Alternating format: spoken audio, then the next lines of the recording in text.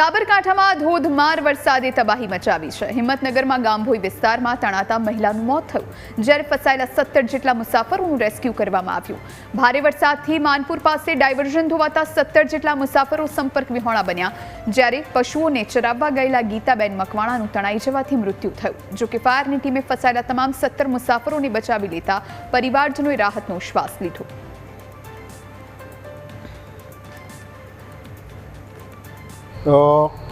એક ઈસમ જેમનું નામ મકવાણા ગીતાબેન દશરથસિંહ છે, જે ઢોર ચરાવવા ગયેલ અને ડુંગર ઉપરથી ભારે પાણીનો ધસારો થતો તેઓ દસમતા પ્રવાહમાં તણાયેલ હોય તેમનું મરણ થયેલ છે, જેને ગામભોઈ સિવિલ ખાતે પીએમ માટે મોકલી આપવામાં આવેલ છે।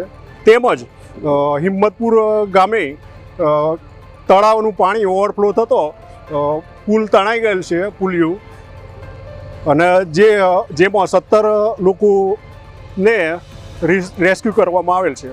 સાબરકાંઠા જિલ્લામાં સતત 2 દિવસથી સાર્વત્રિક વરસાદ છે તે નોંધાઈ રહ્યો છે અને સાબરકાંઠા જિલ્લાના હિંમતનગરના ગ્રામ્ય પંથકમાં સાબેલાધાર વરસેલા વરસાદે ભારે તારાજી છે તે સર્જી છે।